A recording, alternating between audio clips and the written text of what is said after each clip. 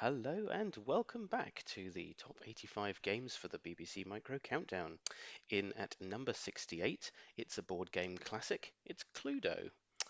So this was released by Leisure Genius in 1986 and it was developed by Brian Pearson. Obviously, the game, as most people will be aware, is based on the classic board game from Waddington's. This is known as Cluedo in the UK, where it was originally invented, and I think in North America it's generally referred to as just Clue. So this was a board game that was actually first invented in 1943 by Anthony Pratt from Birmingham. He and his wife pitched it to Waddington's and they immediately snapped it up. The game didn't actually come out until 1949. That's when the very first board games were manufactured and released to the general public, partly due to post-war shortages. That's what caused the delay. But it's been a popular family game ever since, and in the United States, it's released under Parker Brothers, as I said, under the name of Clue. It hasn't just spawned the BBC Micro game. There have been many other adaptations, and it even spawned a movie as well called Clue, starring Tim Curry. Anyway, we're going to have a look at this game now for the BBC Micro. Let's dive in. Okay, here we go. All right, so there we are. Leisure Genius presents Waddington's Cluedo. Excellent stuff. Trademark and copyright, blah blah blah. There we are. Here's our board game. So, first things first, we have to set up the characters. So I'm going to name them for their respective card name if they're a computer player. You have to use all of them, so we're going to have to put computer players in for these. I like being Professor Plum, so I'm going to be Professor Plum, and I'm not a computer, so I'm not going to set a skill level, but the remainder are going to be computer players. So Colonel Mustard there, Reverend Green. Oh, right, now we're going to go with a pretty fast speed, I reckon, so that we can skip through the old computer ones, because it does take a bit of time, obviously, watching the computer play, which we're not in the business of wanting to see too much of, so let's get the computer through. Right, okay, it's my turn, Professor Plum, so first things first, I'm going to roll the old dice there. So I've got 4 on the dice, 1, 2, 3, 4, there we go. Good move, thanks very much. Not much else I can do on my go, so I'm going to hand over to the computer to continue. Okay, and it'll cycle through its goes very quickly because we've set the speed to a high setting, which is the best for all concerned on this video review. Okay, I'm going to roll the dice again, and oh, it's still 2, so let's go 1, 2, try and get into the study, hopefully on our next turn. Nothing more for me to do here. So yeah, I think you'd agree it's a pretty decent little version of Cluedo. I think graphically speaking, it's really good. I think they've done a great job with the character cards in particular. They look really special and very similar to the Waddington's pictures that came with the traditional version of the board game that I had. Oh, I haven't had a look at my clue cards yet, have I? So let's have a look and see what I've got in my hand. Yes, well, we haven't got anyone playing with us, so I don't need to cover this area. Okay, so I've got Colonel Mustard, Mrs. Peacock, and the Hall, which means that I can certainly help out. I think it's Reverend Green who's playing at the moment. Yes, I do have one of the clue cards. I've got Colonel Mustard. There you go. So he knows that it's not Colonel Mustard, as indeed do I. Okay, so here we are. Right, yes, well, I don't need to look at my clue cards because I know that I've got old Colonel Mustard again. Actually, I've got the, there we are. Okay, so now it's me again. Let's roll the dice. Well, I didn't need a 6 on this turn, but anyway, that's got us into the study, which is good stuff. Let me just double check my clue cards again. I don't think I had. No, I've got the Hall, haven't I? So, okay, so we're not going to accuse Colonel Mustard or Mrs. Peacock. So let's go for a suggestion, as they say. I'm going to accuse myself. Let's see if I can rule myself out of the equation. And I'm going to go with the old rope there. Okay, so let's see if anyone's got any of those. Colonel Mustard does. What's he got? Okay, so we've ruled out the rope, so we know it's not the rope. It's quite handy knowing when it's not a particular weapon, but more helpful when it's in your own hand. Okay, so we can hand over to the computer, whiz through its goes. Yeah, so I think, if you're not a big fan of Cluedo as a board game, I imagine that this isn't necessarily up your street, not your cup of tea, as we say in the UK. Um, but if it oh, hang on, do I want to see my clue cards? Can't remember again if I've got this. No, of course I don't. I don't have any of those, do I? No, I don't. So yes, if you're not sort of into this particular board game, then I imagine. Oh, look at that! Took my eye off the ball, and Mrs. Peacock's already won the game. Okay, well that was pretty quick. Let's see whether or not it'll give us the opportunity to have another go. Do you want another game with the same players? Yeah, go on then. Okay, so it's going to cycle through. As I say, speaking for myself, I really like Cluedo. I think it's a really fun board game. And my difficulty growing up in my household is that you need a minimum of three players really to be able to play it properly. You can try playing it with two, but it doesn't really work. Um, my brother and I have tried, but yes, because of the sort of minimum constraint on the number of people, it does mean that unless you've got cousins or friends around or parents that are prepared to groan and play the game with you. It was one of those games that I didn't have much of an opportunity to play. So having it on the Beeb was great because I could play to my heart's content, play against the computer players. The fact that it lets you set the difficulty setting. I mean, I put all of these characters on level 1, but even Mrs. Peacock managed to beat me. Um, okay, here we are. Mrs. White with the spanner.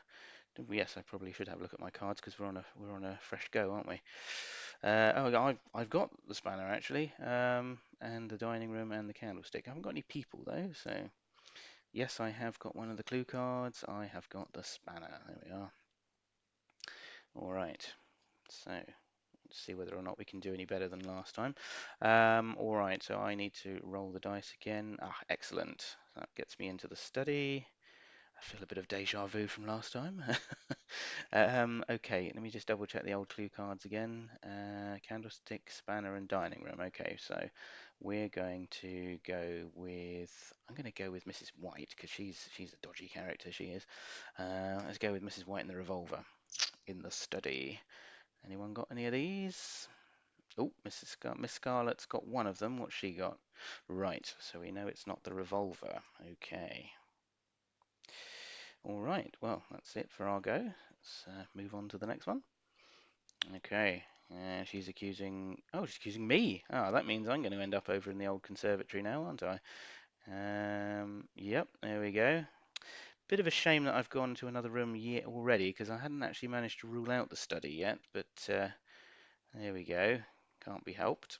I think I might be able to get back to it through one of the old secret passages, though, having said that. Okay, do I want to see? I've got a terrible memory. I apologise for this. Candlestick, spanner, dining room. Okay, well that's not going to help here, is it? No, I don't. I do not have any of the clue cards. Yes, my memory is not helped by the fact that I'd only just got around to remembering what cards I had for the previous game, and also it doesn't help that I've had to do several practice runs, including a failed recording, would you believe? I spent a good 10 minutes talking to myself, having realised that I hadn't actually turned on the recording, so that was good. Okay, so we've got Miss Scarlet with the dagger in the kitchen. Just double check again. No, I haven't got any of those, so. Let's move on, shall we? Okay, right, so I'm in the conservatory. Well, I haven't managed to rule that one out yet, so let's go with a suggestion. Right, well, we didn't manage to rule out Mrs. White last time, so I'm going to stick with her, and let's go with the candlestick. Oh, well, Mrs. Peacock's got one of those. Ah, right, so she's ruled out the conservatory, so we might as well get out of the conservatory as quickly as possible. All right, so we're going to have to go on to the next turn. If I had to make any kind of criticism, I suppose the fact that you're forced to play with all of the characters, particularly when it's just you against the computer, it does kind of lengthen the game slightly. Kind of makes you have to go through every player. Even though you can obviously increase the speed setting, it still kind of gets to the point where you feel like, well, I would quite like to get onto my go. And unfortunately, you have to, you have to keep waiting. Okay, I've got one of these. I've got the spanner. So yeah, I mean it's a minor criticism to be honest. I mean the only other reason that I'd say it's in at this sort of level is, I mean after all it is a board game, so from a sort of originality point of view, it's not something that's been developed specifically as a computer game. It's really just taken the concept of a board game and recreated it on the micro. Okay, I'm going to go through this secret passage. That takes me down into the lounge, which we haven't managed to rule out yet. So let's make a suggestion, shall we? All right, I'm going to stick with dodgy Mrs. White. I'm going to have my eye on her.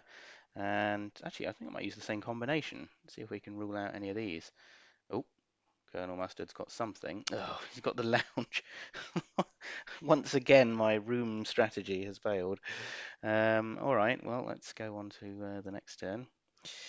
Now, I might just go for the nuclear option in a minute and just guess that it's Mrs. White with the candlestick in a random room that I haven't that I haven't tried yet. Okay, so we got old Reverend Green here. I think I had the. No, I don't think I had any of those. All right. So, oh, another accusation for Reverend Green there in the dining room with the rope. Oh yes, I have the dining room, don't I? So yes, I do. Okay, there we are, dining room. Let's move on. Got to find the murderer of Dr. Black. Okay, do you see any of these called? No, I don't have any of those. Okay. Now, for those of you that are more strategic about this game, obviously, if you pay close attention to all the other accusations that people are making, you have a better chance of being able to win the game. So let's see. I can't. Problem is I can't actually get out of this room because there's a person blocking it. So although I know it's not the lounge, that's a bit of a nuisance. Let's go back through the passage to the conservatory, which I admittedly I also know is not. But at least that gets us out of there. Now I don't think it'll. Can I? No, I can't move. Well, let's make a suggestion anyway. Let's see. Let's stick with Mrs. White. And let's go with something that I've got already. No, wait, I've been using the candlestick, haven't I? No, it's not the candlestick because I've got it. Oh, Mrs. Peacock. No, she's just going to show us the same room card, isn't she? Yes. Oh dear. Well, I don't think I'm any closer to finding out who this is at the moment. It doesn't help that all of my sleuthing that I tried in the last go has been for naught. So I am going to take the nuclear option here. I'm just going to go for broke and go for an accusation. All right. So I'm going to stick with dodgy old Mrs. White. And I'm going to go for a room that I've not tried before.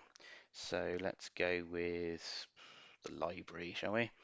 And we're going to go Mrs. White. And what should we go with on the weapons front? Well, we know it wasn't the revolver. So let's go lead piping. Ah, false accusation. Do I want the computer to take my clue cards? Well, let's see what happens if I say yes. I think it will just turn into a computer against computer go at that point. So yes, there you go. Now it'll just automatically play the game until the computer manages to beat itself, which is obviously not the most exciting thing to watch. But I think that this video has given you a good understanding of how the game works and what's involved. It is good fun. If you enjoy Cluedo, definitely worth hunting out this one and firing it up on your Beeb or on your emulator. If not, never mind. Cluedo's not for everybody, but you know, it is a classic board game, and this is a particularly good adaptation of it for the computer, and yeah, one that I enjoy very much. So thanks for watching this one. Hope you've enjoyed watching it, even if Cluedo is not necessarily your favorite board game. And please join me next time for the next video in the series. Until then, goodbye.